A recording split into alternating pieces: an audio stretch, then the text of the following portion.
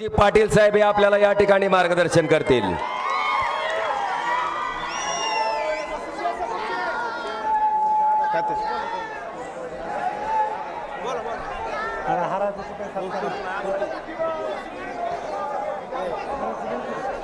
शिवसेना प्रमुख आदरणीय उद्धव साहेबांच्या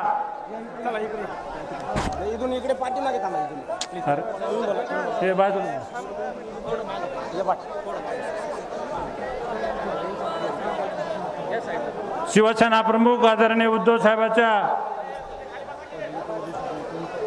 सभेला उपस्थित राहिलेले भूम परांडा वाशी मतदारसंघातले सर्व शिवसैनिक, या कार्यक्रमाला उपस्थित राहिलेले शिवसेनेची धडाडीची तोप आदरणीय राऊत साहेब, या मतदारसंघामधून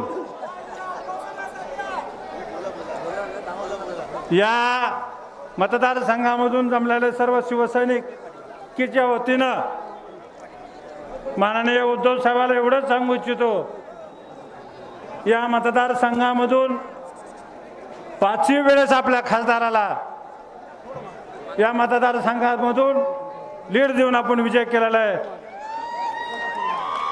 या मतदारसंघाची परिस्थिती शिवसैनिक, पूर्ण ग्रामीण भागातले शेतकरी असतील, व्यापारी असतील, या मतदारसंघामध्ये बाजूला सारखा जरा तुम्ही खाली बसा रे पोरांनो, खाली बसा। या मतदारसंघामधला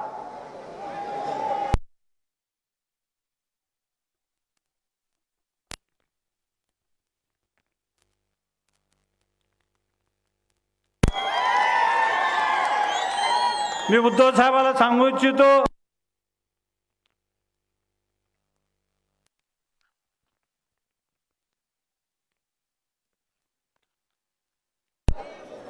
जीवाचं रान करून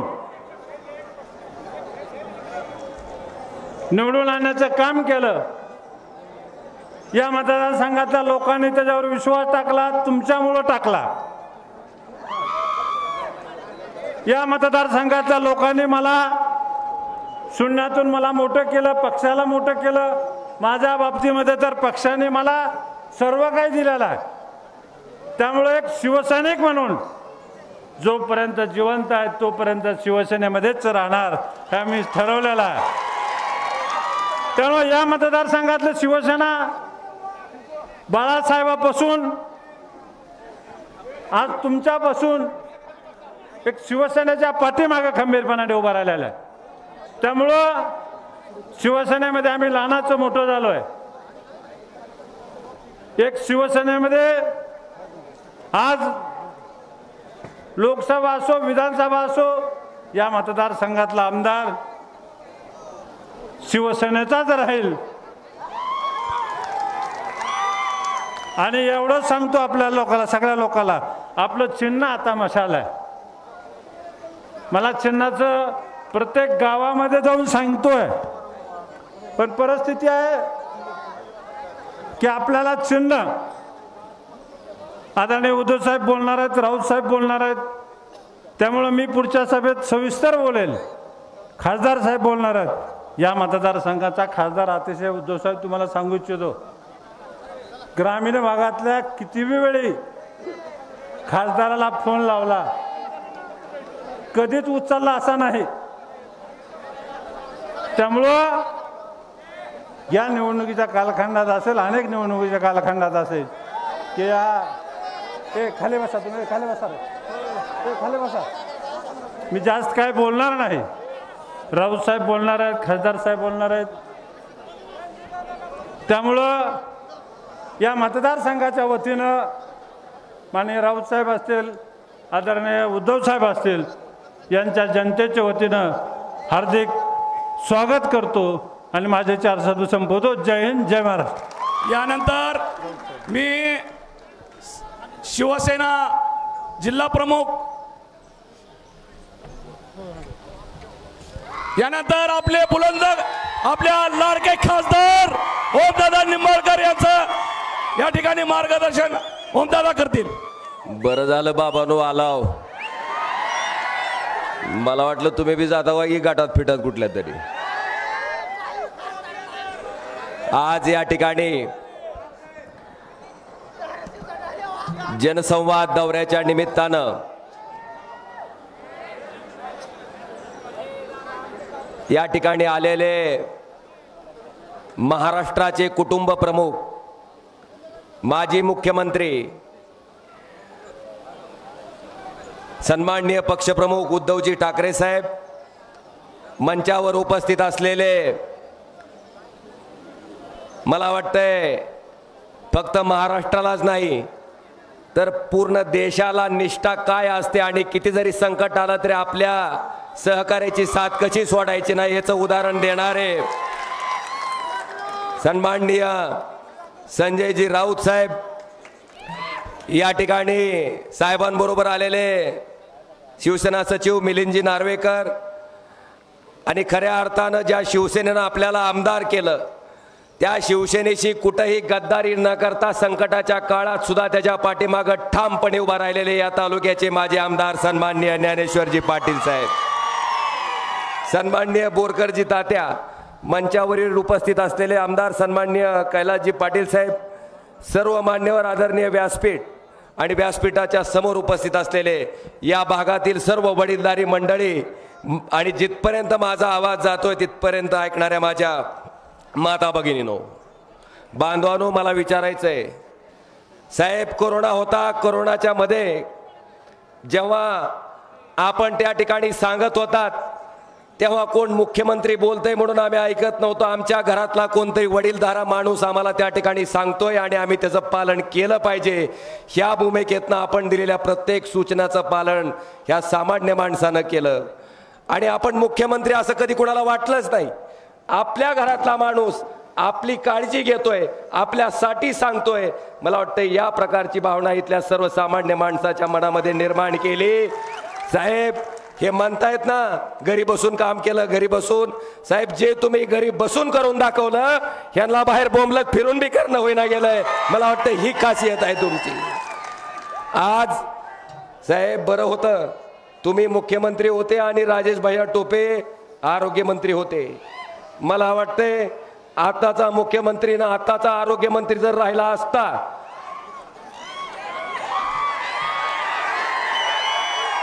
तर स्टेजच्या पुढचे बी दिसले नसते, स्टेजवरचे बी दिसले असते का नाही माहित नाही साहेब. असली भयंकर परिस्थिती आली असती. आज अर्धमा मला आपल्याला सगळ्याला विचारायचंय, छत्रपती शिवाजी महाराजांची 350च्या पुढची जयंती आपण साजरी केली का नाही? आता मला सांगा, छत्रपती शिवाजी महाराजांचा आज जवळपास 350 वर्ष लुटून गेली. आज सुद्धा सूर्याजी पिसाळ, खंडोजी खोपडे, आनाजी पंत ही नावं घेतली की कुठल्या यादीत येतात? कुठल्या यादीत येतात? आणि तानाजी मालुसरे, बाजीप्रभू देशपांडे, कान्होजी जेधे ही नावं घेतली तर मला वाटतंय 350 वर्षापूर्वी झालेल्या गद्दारीचा डाग जर 350 वर्षानंतर सुद्धा पुसून टाकला जाऊ शकत नसेल तर गद्दार होण्यापेक्षा खुद्दार होणं मला वाटतंय कधीही चांगलं आहे. आणि ते काम इथल्या सगळ्या निष्ठावंत सैनिकांनी करून दाखवलंय. आज या ठिकाणी मला आपल्या सगळ्यांना सांगायचंय की साहेब, आज आम्ही काम करत असताना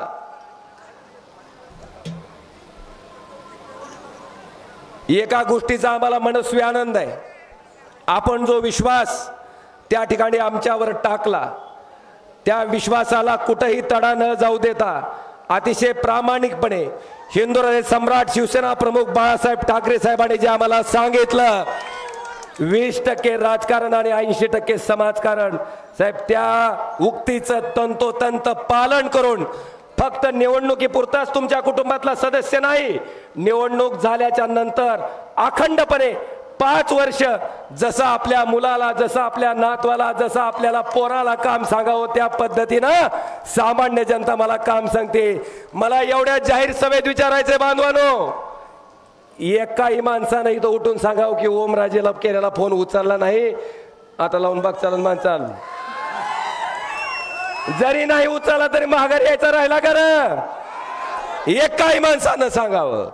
अजिबात राहिला नाही.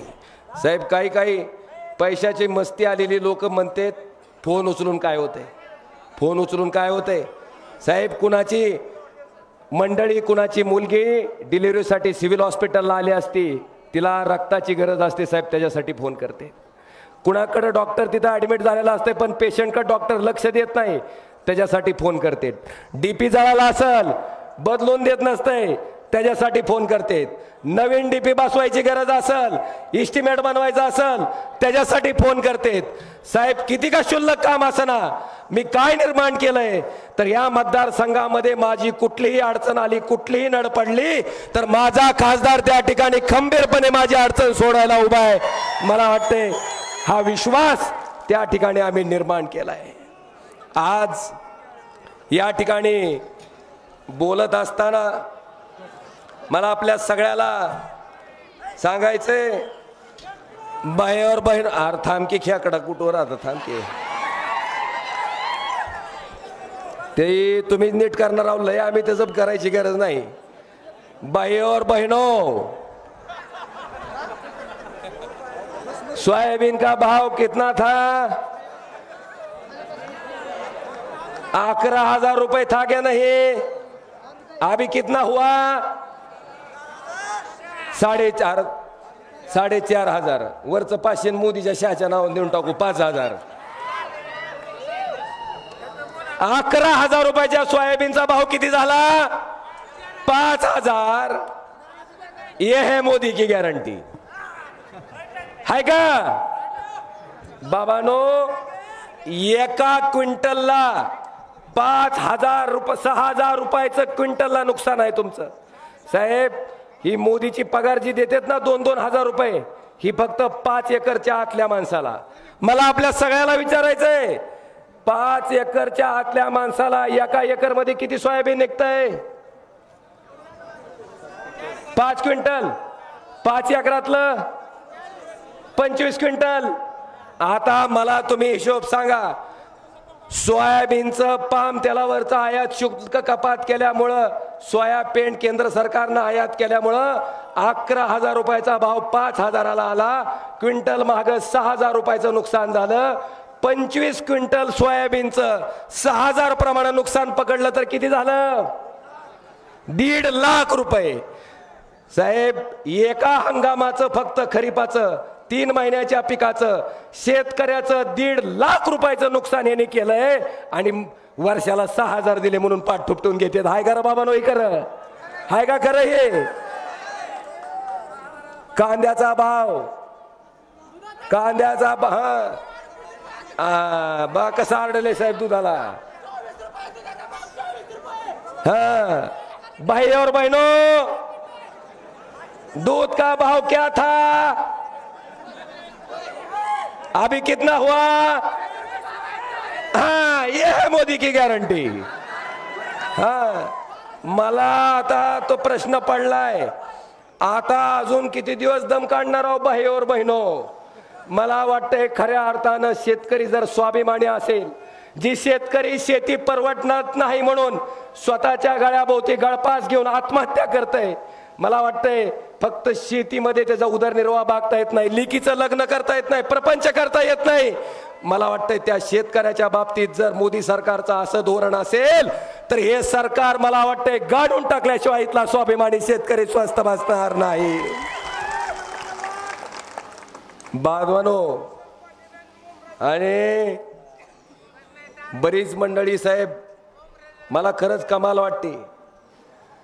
इथं जे आरोग्य मंत्री आहेत त्या आरोग्य मंत्र्यांना साहेब आमदार केल्याच्या नंतर शिवसेनेत ह्यांच्यापेक्षा लवकर कुणालाही मला वाटतं कॅबिनेट मंत्री केलं नव्हतं.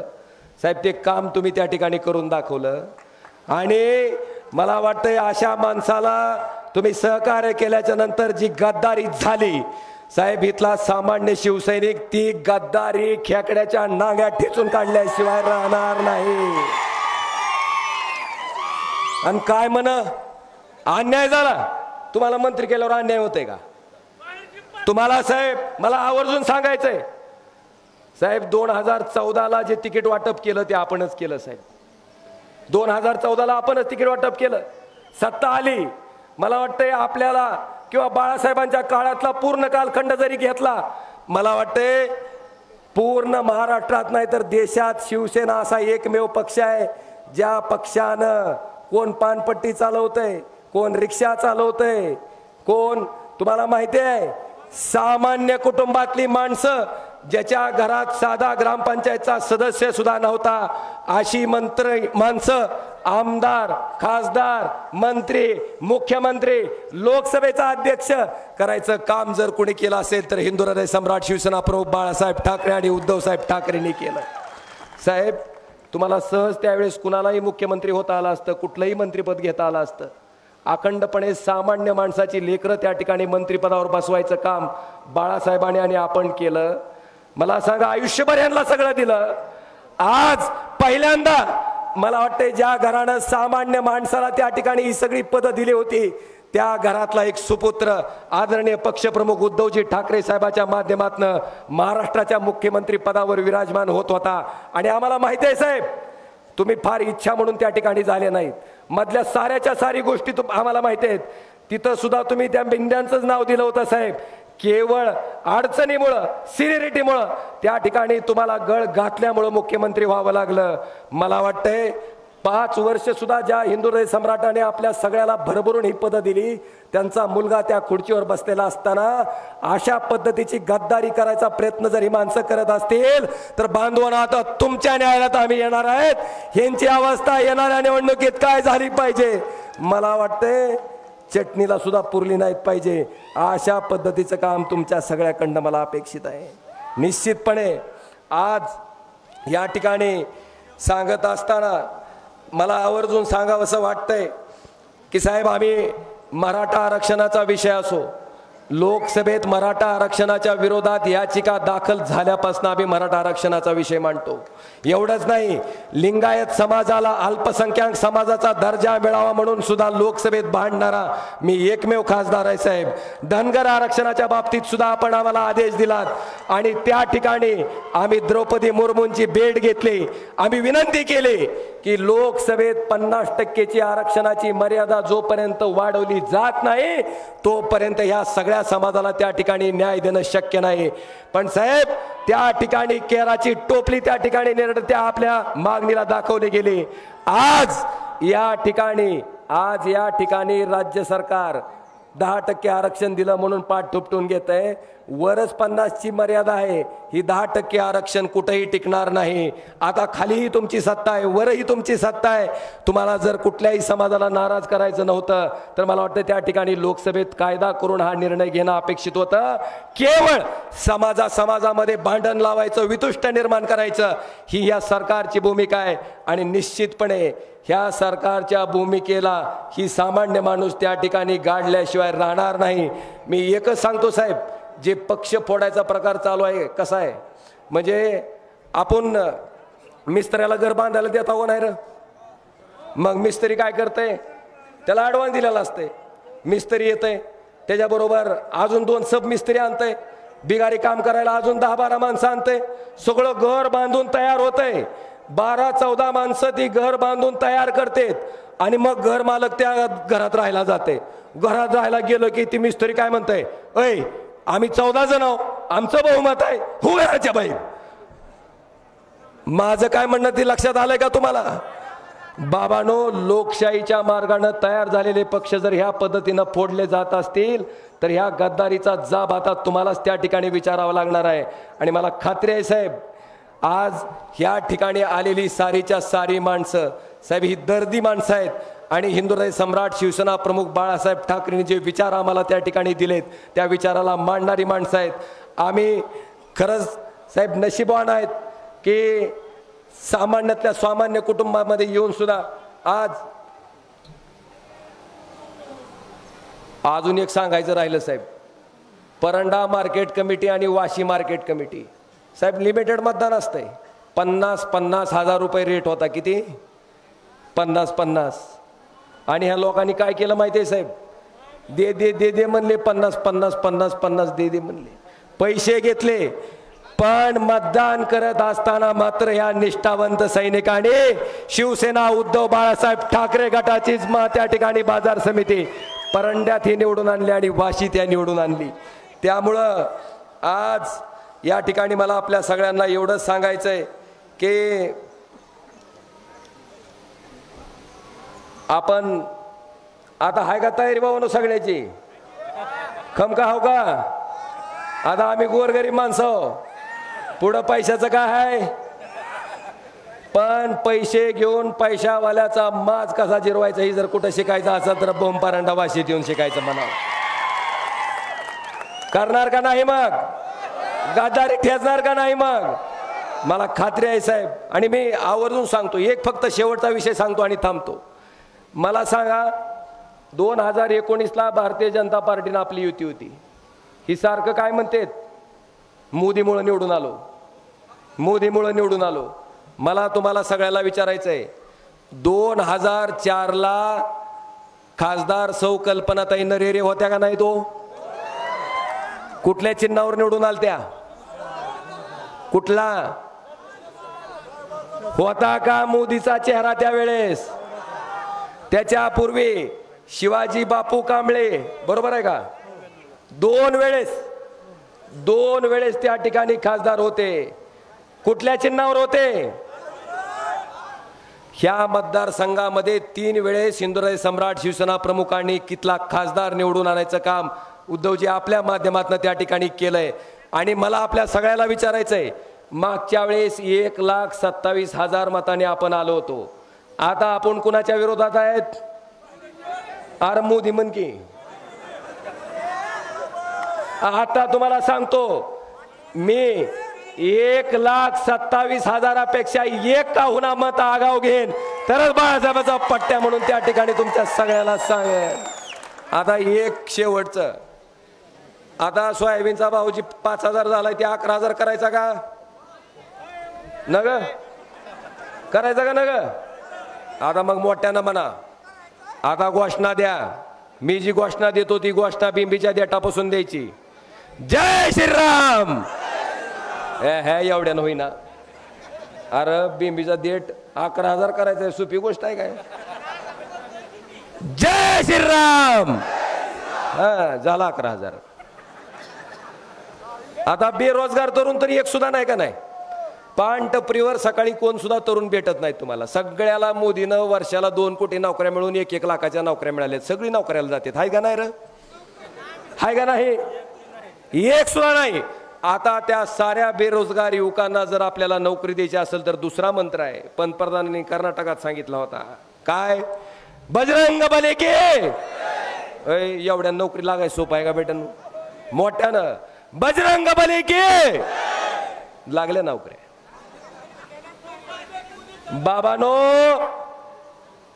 हिंदुत्वाचं सर्टिफिकेट आम्हा बाळासाहेब ठाकरे आणि उद्धवजी ठाकरे साहेबाच्या शिवसैनिकाला या फडतूस माणसाकडून घ्यायची गरज नाही. आम्ही हाडाचे आणि मूळचे शिवसैनिक आहेत. पण ज्या पद्धतीनं आपला बुद्धिभेद करून ह्या ठिकाणी सगळा कार्यक्रम केला जातोय, मला वाटतंय ह्या सगळ्या गोष्टीला मूठ माती द्यायचं काम येणाऱ्या काळात आपल्या सगळ्यांना द्यायचंय. आणि साहेब, जी माणसं गेलेत, आता उदाहरण सांगतो, भावनाताई गवळी यांच्यावर ईडीची धाड पडली का नाही? जशा शिंदे गटात गेल्या चौकशी, प्रताप सरनाईक ईडीची धाड पडली का नाही? जशा शिंदे गटात गेला चौकशी. अजित दादाचा तर साहेब 70,000 कोटीचा घोटाळा. 6 दिवस आधी पंतप्रधान म्हणले 70,000 करोड का घोटाळा, आणि 7 दिवसात कोणच्या वॉशिंग मशीन मध्ये अजित दादाला धुवून घेतलं मला माहित नाही. पण बाबानो, उपमुख्यमंत्री, मला वाटतं आता ह्या सगळ्या माणसाचा हिशोब करायची एकाच गोष्टीमुळे आलेत. एक, स्वतःचं गबाळ वाचवण्यासाठी ही लोक त्या ठिकाणी तिकडे गेलेत साहेब. ना हिंदुत्व आहे ना काही नाही, फक्त स्वतःचं गबाळ वाचवण्यासाठी ह्यांनी तुमच्यासोबत गद्दारी केली आणि निश्चितपणे ही लोक ह्या गद्दारीचा हिशोब घेतल्याशिवाय स्वस्थ बसणार नाही.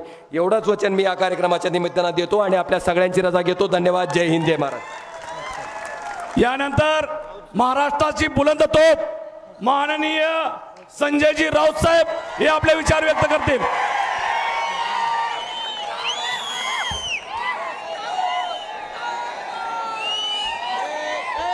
शिवसेनेचे पक्षप्रमुख आदरणीय उद्धवजी ठाकरे आणि आपण सर्व भूमी येथे जमलेले कडवट शिवसैनिकांनो, हे मला तिन्ही बाजूला खेकडे दिसत आहेत. आता या काय खेकड्याचं करायचं आता आपल्याला पाहावं लागेल. पण आम्ही या सभेला आतमध्ये येत असताना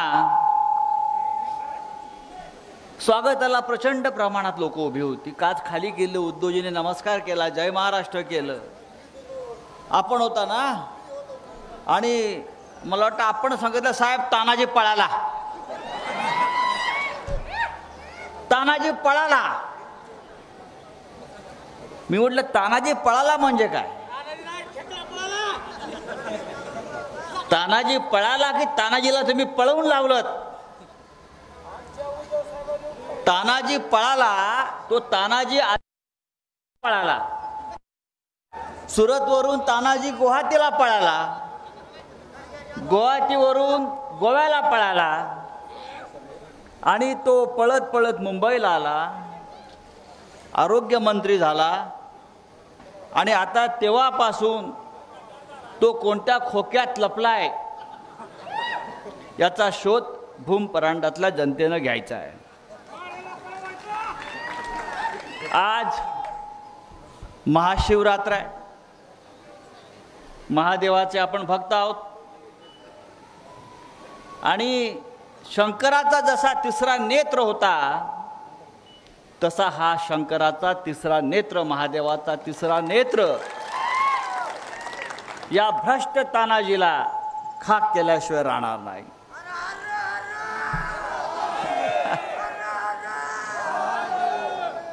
या तानाजीच्या गमती जमती फार आहेत. हा तानाजी खरोखर प्राध्यापक आहे, डॉक्टर आहे की त्याच्या डिग्र्या बोगस आहेत? हा तानाजी आरोग्यमंत्री झाला आणि आरोग्यमंत्री म्हणून त्यांनी एक बैठक बोलवली. मगाशी ओमराजे आपण बरोबर बोललात की करोना काळात जर हा माणूस आरोग्यमंत्री असता तर या महाराष्ट्रात हा आकार माजला असता, उत्तर प्रदेशप्रमाणे. तर एक बैठक झाली आणि सगळे अधिकारी होते, आरोग्य अधिकारी होते, डॉक्टर होते, वैज्ञानिक होते आणि या नवीन आरोग्यमंत्र्यांना सांगितलं की आरोग्यमंत्री साहेब, आपल्याला आरोग्य खात्यात सुधारणा केल्या पाहिजे. आपल्या स्वतःच्या महाराष्ट्रामध्ये अनेक संस्था आहेत, तिथे आपण औषधं निर्माण करतो, लसी शिक्षण निर्माण करतो, विकास केला पाहिजे. मुंबईमध्ये ब्रिटिशांच्या काळापासून एक हाफकिन नावाची इन्स्टिट्यूट आहे. हाफकिन माहिती आहे का? हाफकिन प्रसिद्ध. ते खोकल्यावरती औषध देतात, सर्दीवरती औषध देतात, अनेक इंजेक्शन्स तयार करतात. आपण हाफकिनमध्ये सुधारणा केली पाहिजे. आपल्या आरोग्यमंत्र्याने विचारलं, हाफकिन हा कोणता ठेकेदार आहे, त्याला ताबडतोब बोलवून घ्या. हे आपले आरोग्यमंत्री. अयोग्य मंत्री, उद्धवजी म्हटले अयोग्य मंत्री.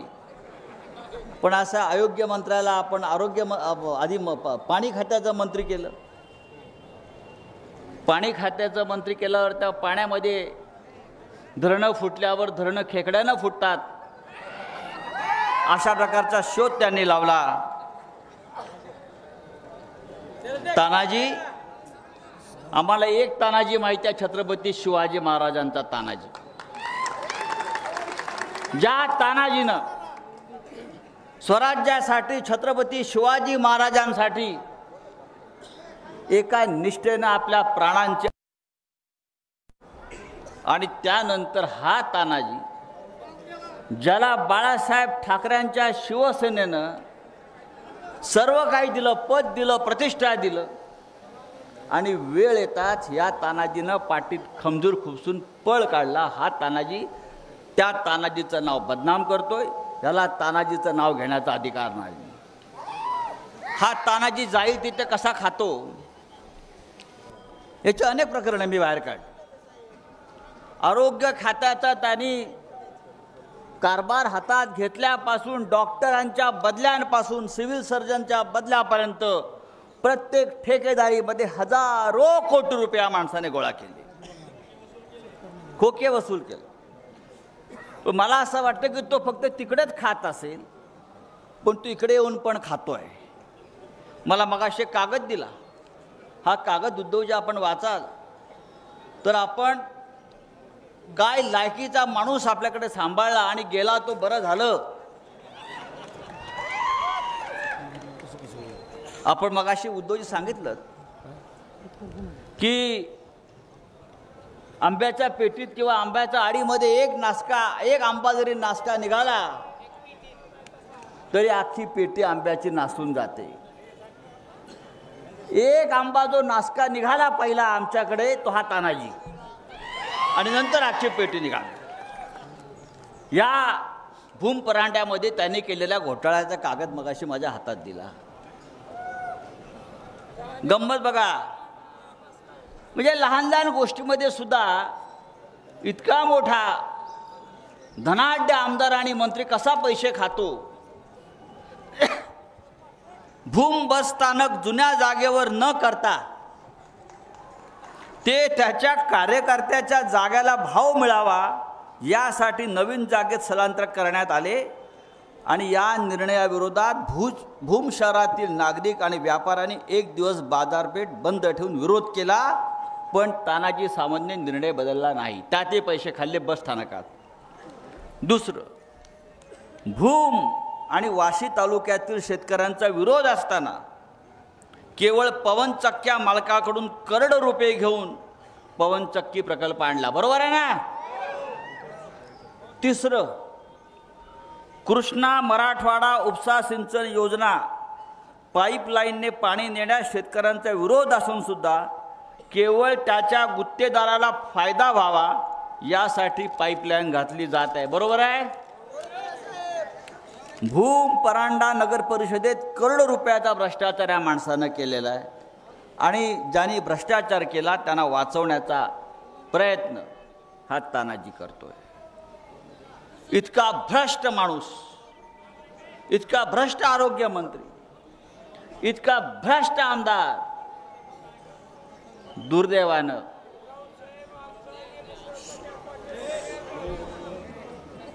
तानाजीला गाठाने सांगायचं सगळं. तर अशा भ्रष्ट माणसाला आपल्याला महाराष्ट्राच्या राजकारणातून हद्दपार करायचा आहे.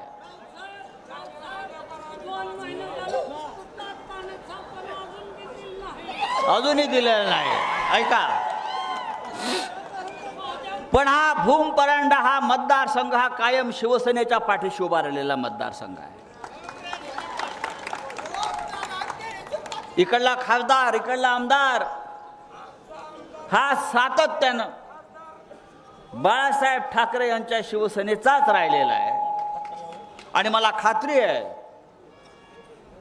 हा तानाजी 2024च्या निवडणुकीमध्ये पूर्णपणे या भूम परांडाच्या जमिनीमध्ये गाडलेला तुम्हाला दिसेल, आणि हे काम आपल्याला करायचं आहे. आपण सगळे माननीय उद्धवजींचं भाषण ऐकण्यासाठी आलेला आहे. इतका उशीर झाला तरी आपण बसलेला आहात, आणि हा संपूर्ण मराठवाडा, संपूर्ण महाराष्ट्र आज एका जिद्दीनं उद्धव साहेबांच्या मागे उभा आहे. आपले कुटुंब प्रमुख म्हणून आपण त्यांच्याकडे पाहतो. आणि या भूम परांड्याच्या जनतेला मी इतकंच आवाहन करेल, उद्याच्या निवडणुकीमध्ये पुन्हा एकदा या मतदारसंघातून उद्धव ठाकरे यांची शिवसेना देईल तोच आमदार बहुमतानं निवडून पाठवा आणि या गद्दाराला गाडा. जय हिंद, जय महाराष्ट्र. सूर्याला आग आहे, चंद्राला डाग आहे.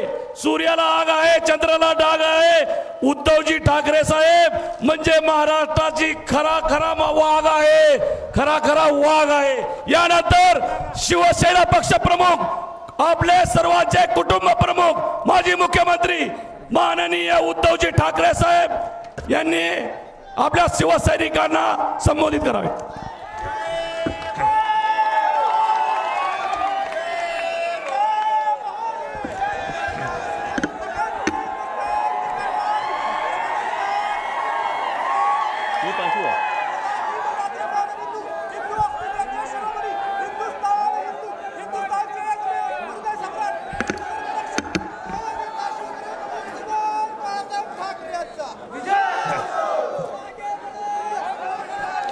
जमलेल्या माझ्या तमाम हिंदू बांधवांनो, भगिनींनो आणि मातांनो,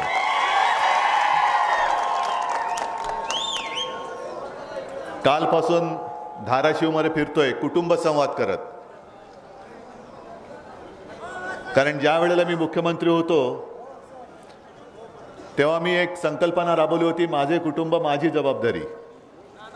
म्हणून मी माझ्या कुटुंबियांना भेटायला आलेलो आहे. आता खरं म्हणजे बघायचं कुठे आणि बोलायचं काय हा एक प्रश्न आहे. कारण इथून असं पूर्ण हा एक मानेचा व्यायामच होणार आहे माझा.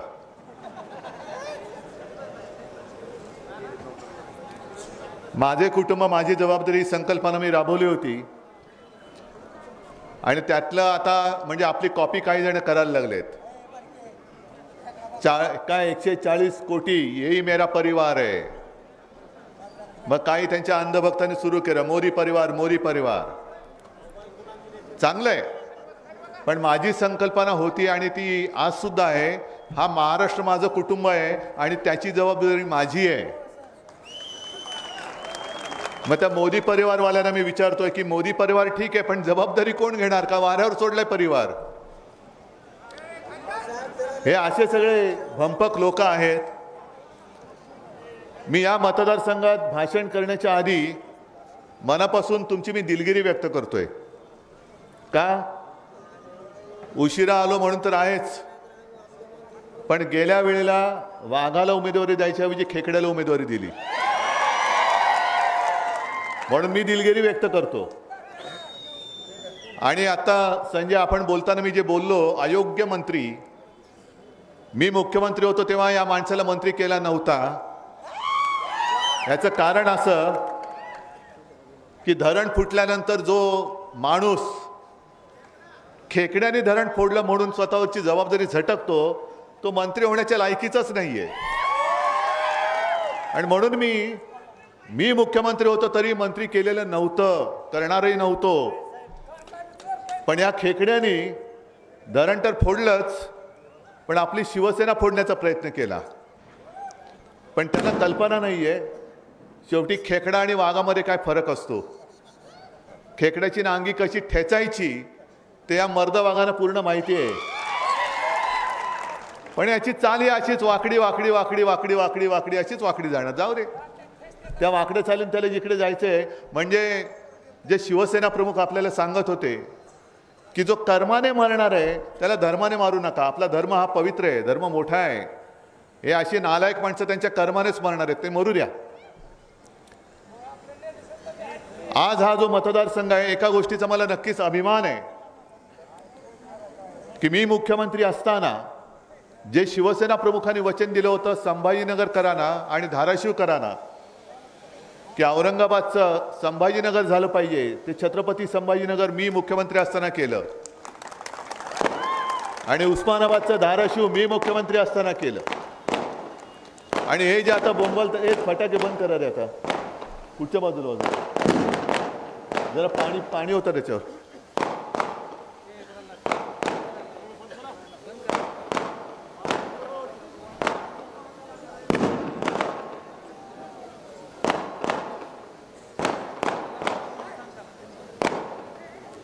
जरा ते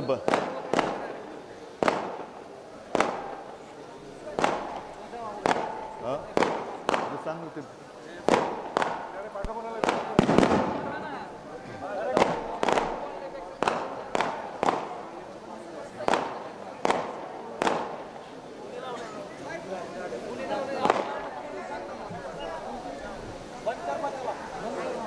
ठीक आहे.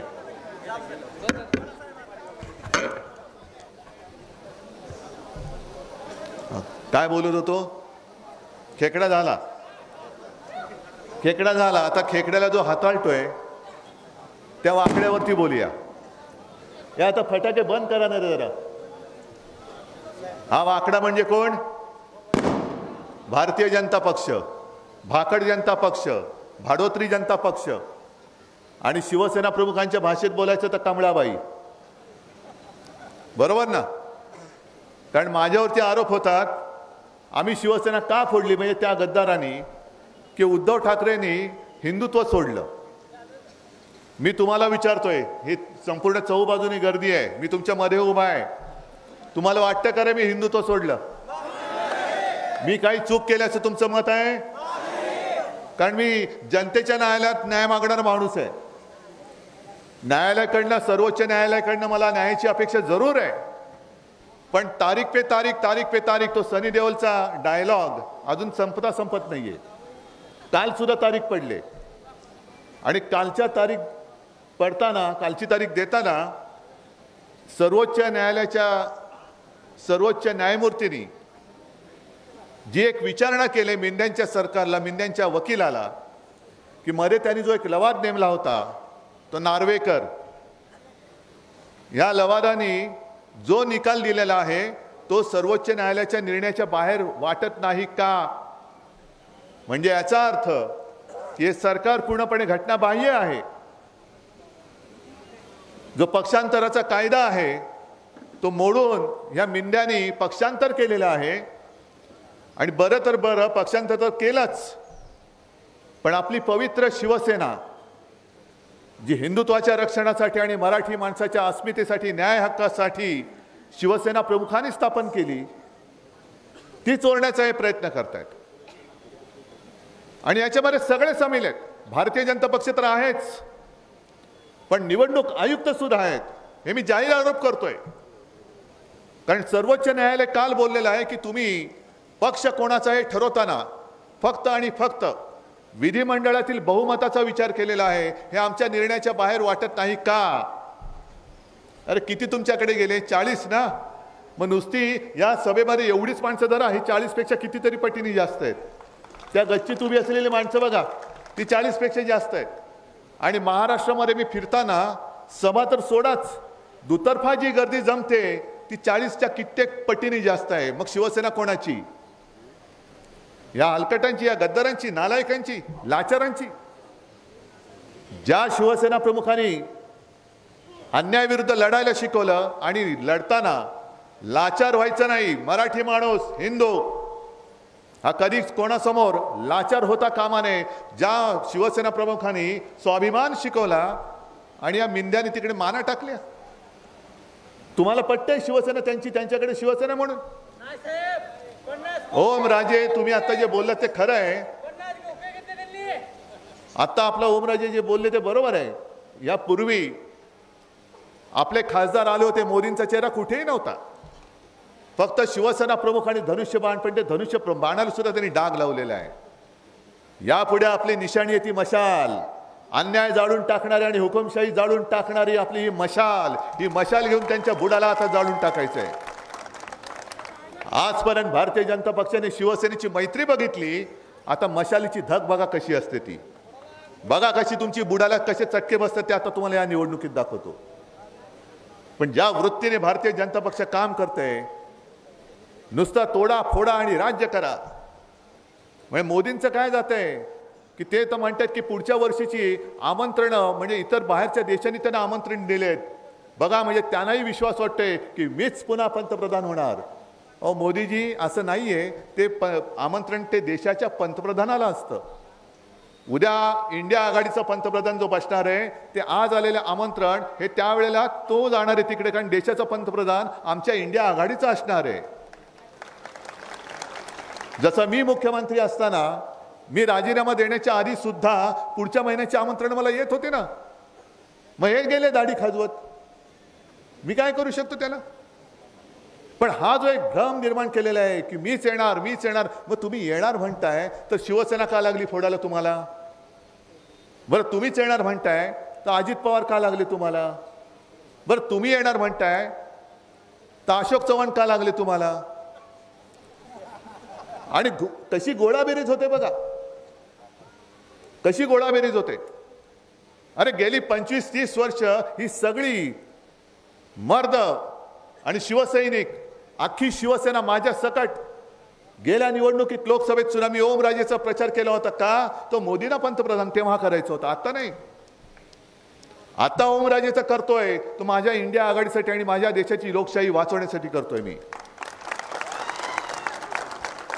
पण त्यावेळेला सगळ्यांना घेतलं होतं बरोबर. तेव्हाची एनडीए जी होती, अख्खेचे अख्खे पक्ष होते. आता हे तुकडे तुकडे तुकडे तोडून गोधडी तयार केले आणि त्या ठिगळ लावलेल्या गोधडीला तुम्ही तुमचं एनडीए म्हणताय. आणि ज्या पद्धतीने तुम्ही माणसं गोळा करताय म्हणजे काय होतंय? मोदी गॅरंटी. कसली गॅरंटी मोदींची? तुम्ही किती कोटीचा घोटाळा केला? 5 कोटी. चल हट बाजूला जा. तुम्ही किती केला? 25 कोटी. किती केला? 50. हा जरा इकडे. किती केला? 100. हा जरा थोडं इकडे. 500. जरा जवळ. 70,000 कोटी. अरे बाबा हे तुला उपमुख्यमंत्री करतो.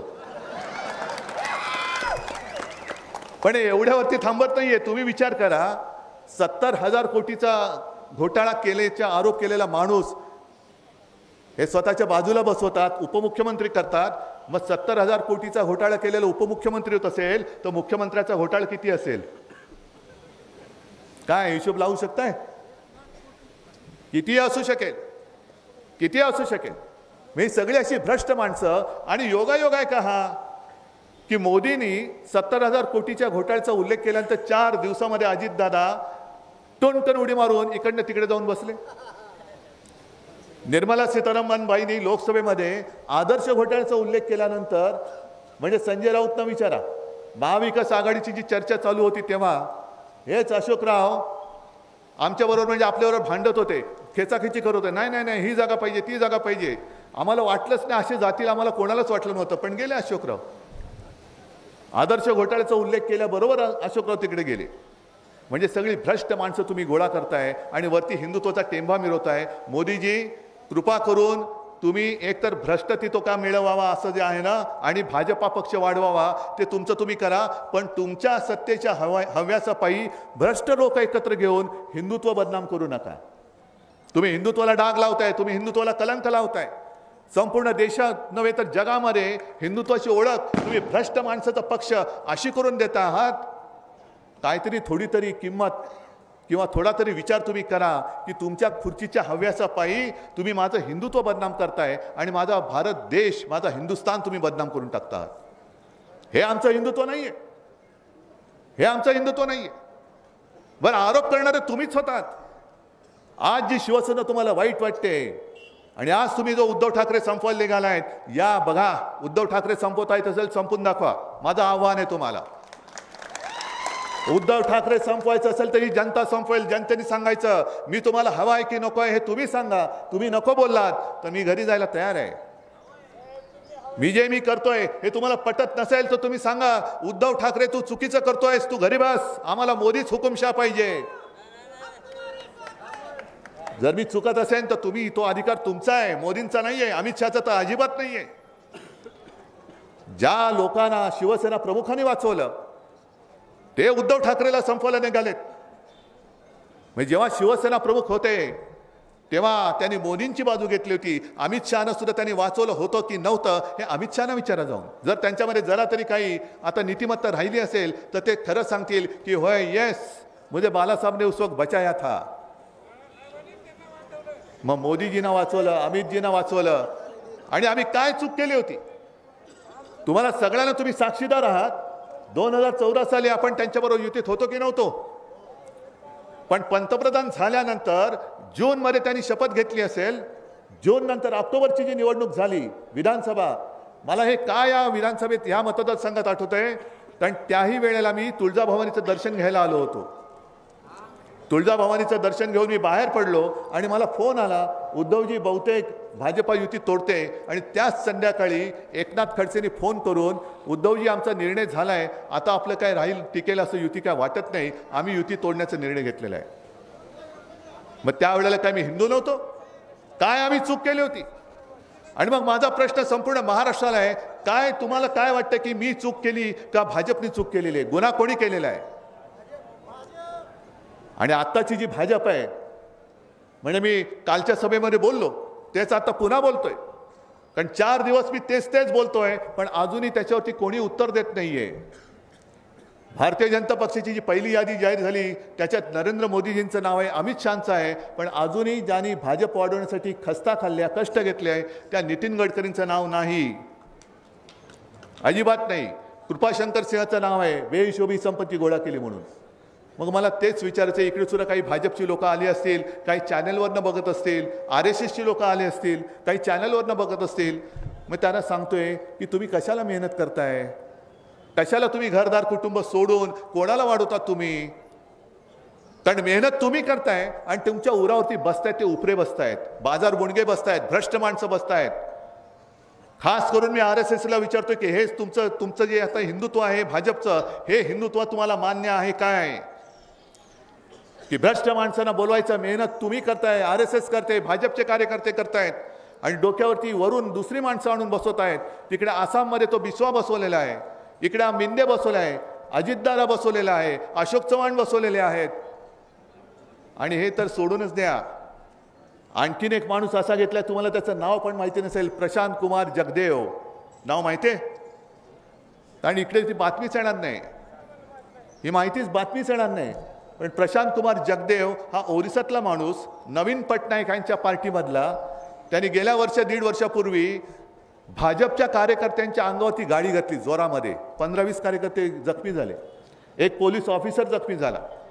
आणि हा उद्दामपणा केला म्हणून नवीन पटनायकनी त्याला पार्टीतून काढून टाकलं की तू भाजपच्या का असेना पण माणसांवरती गाडी घातलीस, ही वृत्ती माझ्या पक्षात चालणार नाही, गेट आउट. हे नवीन पटनायकनी केलं. आणि भारतीय जनता पक्षाने ज्यांनी कार्यकर्त्याने चिरडलं त्या जगदेवला पक्षात घेऊन मला असं वाटतं त्याला उमेदवारी पण दिलेली आहे.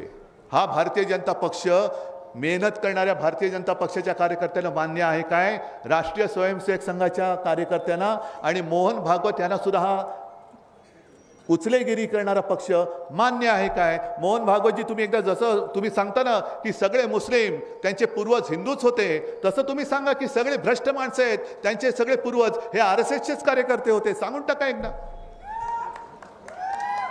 एकदा मोकळं करून टाका, म्हणजे कोणी बोलणार नाही तुमच्यावरती.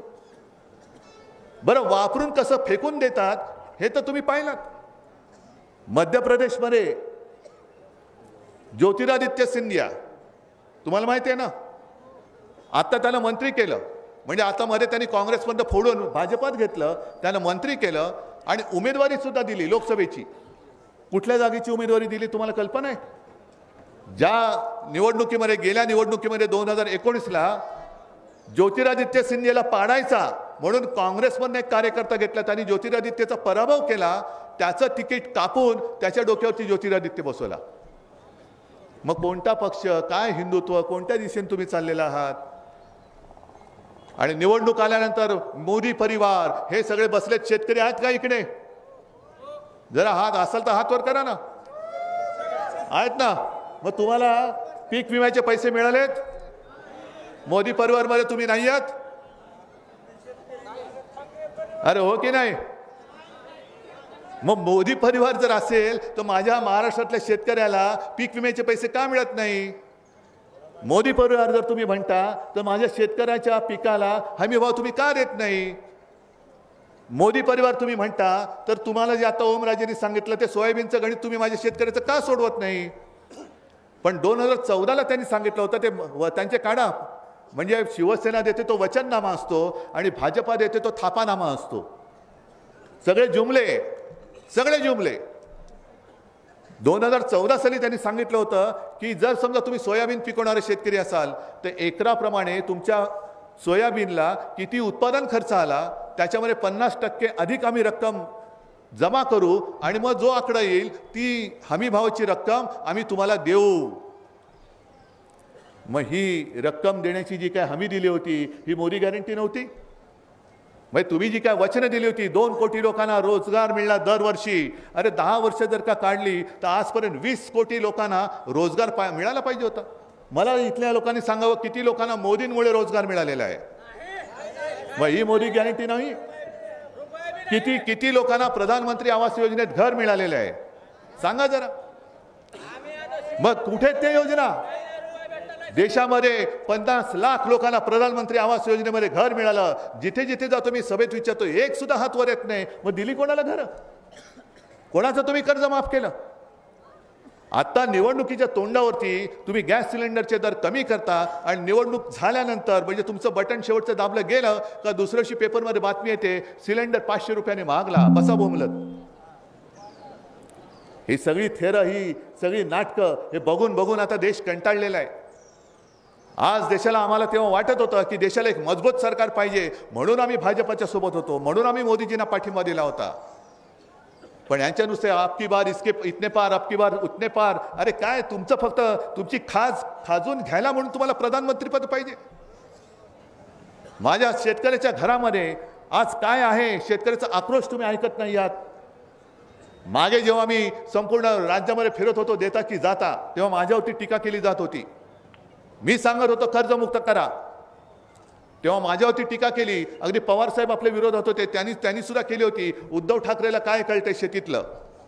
आणि तेव्हा मी बोललो मला शेतीतलं कळत नाही, मला कळून घ्यायचंही नाही, कारण मला फक्त शेतकऱ्याच्या डोळ्यातले अश्रू दिसतात, ते अश्रू पुसणं एवढंच मला कळतं. आणि मी मुख्यमंत्री झाल्यानंतर तुमच्यापैकी एकाने तरी कर्जमुक्तीची मागणी केली होती का? पण मी नागपूरचं जे पहिलं अधिवेशन झालं आणि माझ्या काळामध्ये मी मुख्यमंत्री म्हणून नागपूरचं एकच अधिवेशन झालेलं जे पूर्ण होतं, त्या अधिवेशनात कोणी मागणी न करता स्वतःहून 2 लाखापर्यंतचं पीक कर्ज मी माफ केलं होतं की नव्हतं तुम्ही मला सांगा. आणि तुम्हाला त्याचा लाभ मिळाला होता की नाही ते सुद्धा सांगा. आणि त्याच्या आधीची जी भाजपची जी कर्जमुक्ती होती छत्रपती शिवाजी महाराज, तेव्हा आम्ही सुद्धा त्यांच्याबरोबर त्या सरकारमध्ये होतो, त्याच्यापैकी किती तुम्हाला पैसे मिळाले होते? ती कर्ज माफी मिळाली होती का मी केलेली मिळाली होती? उघडपणाने सांगा. त्यांनी केलेली कर्जमुक्ती जी होती त्याच्यामध्ये जो अर्ज होता ते भरताना दमछाक होत होती का मी केलेल्या कर्जमुक्तीच्या फॉर्म भरताना दमछाक होती ती? हे सुद्धा सांगून टाका. मग मला काही अनुभव नसताना जर मी हे करू शकलो, कोरोनासारखं संकट तुमच्या सगळ्यांच्या साथीने सोबतीने मी जे सांगितलं तुम्ही मला कुटुंबातील आपला मानून माझं तुम्ही ऐकलत, म्हणून महाराष्ट्र वाचला. माझं कर्तृत्व नाही, हे तुमचं सहकार्य, त्याचंही कौतुक आहे. आणि खरंच जगामध्ये अशी जनता कुठेही मिळणार नाही जे भाग्य मला लाभलं की जे मी सांगितलं ते तुम्ही ऐकलत. घराबाहेर पडू नका, तुम्ही नाही पडलात. मास्क लावा, तुम्ही मास्क लावला.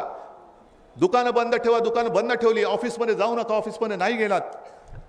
आणि कुठेही तुम्ही त्याच्याबद्दल राग व्यक्त केला नाहीत, कुठेही तुम्ही रस्त्यावरती उतरला नाहीत, कुठेही तुम्ही असंतोष व्यक्त केला नाही. उद्धव ठाकरे सांगतोय हा आपला कुटुंबातला आहे, हा सांगतोय ते आपण काय केलं पाहिजे म्हणून जशी गुजरातमध्ये परिस्थिती झाली, जशी उत्तर प्रदेशमध्ये झाली, तशी आपल्या महाराष्ट्रामध्ये परिस्थिती झाली नाही. ह्याचं कारण तुमचं आणि केवळ तुमचं सहकार्य, म्हणून ते घडू शकलं. पण कोरोना काळात देखील संपूर्ण अर्थचक्र बंद असताना जी अर्थव्यवस्था आपल्या खांद्यावरती मजबूतपणाने सावरली होती ती माझ्या अन्नदात्या शेतकऱ्यांनी सावरली होती. तो मात्र घरामध्ये बसला नव्हता, तो शेतात काम करत होता. म्हणून अन्नधान्याचा तुटवडा आपल्याला जाणवला नाही आणि आपली आर्थिक परिस्थिती सुद्धा ही व्यवस्थित राहिली होती. मग शेतकरी काय मागतोय त्याचा न ऐकता त्या उत्तरेत जो शेतकरी उतरलाय त्याच्यावरती बंदुका रोखल्या जात आहेत, अश्रुधूर सोडला जातोय, त्याच्या मार्गात खेळे टाकले जात आहेत, त्याच्या मार्गामध्ये तारीची कुंपणे टाकली जात आहेत. शेतकऱ्यावरती बंदूक रोखणारं नालायक सरकार शेतकऱ्याच्या मालाला कधी हमीभाव देऊ शकेल काय वाटते तुम्हाला? पण उत्तरेतला शेतकरी आणि माझ्या महाराष्ट्रातला शेतकरी याच्यामध्ये फरक आहे.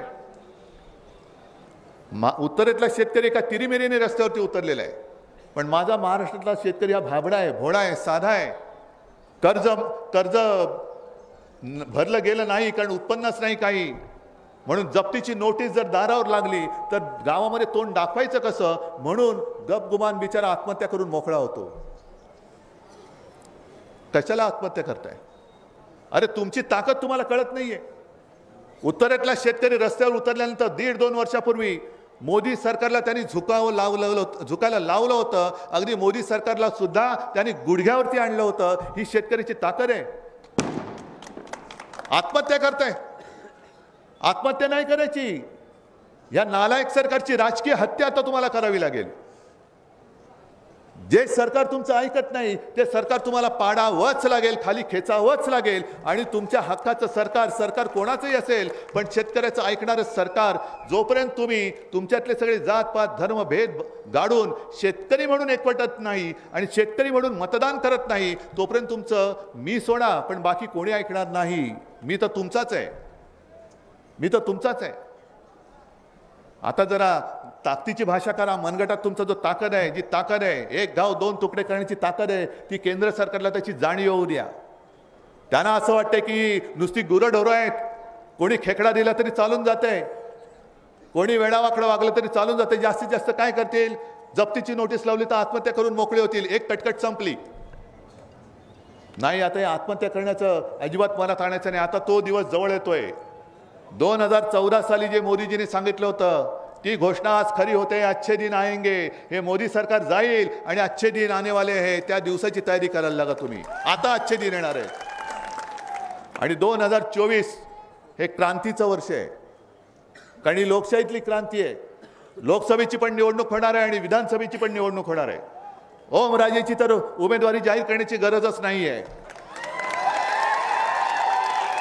तिकडनं कैलाशी पण करायची गरज नाहीये. आणि यावेळेला इकडनं खेकडा तर देणारच नाही, देईन तो अस्सल वाघच देणार आहे. आणि या खेकड्याला पुन्हा इकडे येऊ द्यायचं नाही, अजिबात नाही. कारण त्यांना मस्ती आहे. त्यांना असं वाटतं, मगाशी सांगितलं ना ओमराजे, तुम्हीच सांगितलं ना, कुठल्या निवडणुकीत 50-50 हजार वाटले होते. अरे ज्यांनी 50 खोके घेऊन सुद्धा ज्याची भूक क्षमत नाही, असा राक्षस हा मंत्री म्हणून बसवायचा. असं सरकार हे आपल्या डोक्यावरती शासन करते म्हणून बसवायचं आहे. आपल्याकडे पैसे नाही आहेत, त्यांच्याकडे पैसेच आहेत पण लोक नाही आहेत. माझ्याकडे लोक, ही माझी जन आणि धनसंपत्ती हीच आहे माझी. हेच माझं भांडवल आहे, हीच माझी शक्ती आहे. आणि या ताकदीच्या जोरावरच मी कुटुंबाच्या संवादासाठी महाराष्ट्राबाहेर पडलेलो आहे. मी मैदानात उतरलेलो आहे. ही लढाई तुमची लढाई लढायला उतरलेलो आहे. सोबत आहात की नाही? इथून आपल्या शिवसेनेचा अस्सल भगवा, मशालीचा भगवा हा पुन्हा निवडून देणार आहात की नाही? आणि मोदी सरकार पाडून आपल्या हक्काचं हिंदुत्ववादी आणि मराठी माणसाचं सरकार तिकडे आणणार आहात की नाही? जर आणणार असेल तर मला चहूबाजूने हात वर करून सांगा. आणि हे हात, हे फोटो मीडियावाल्यांनो जरा दिल्लीला पाठवा.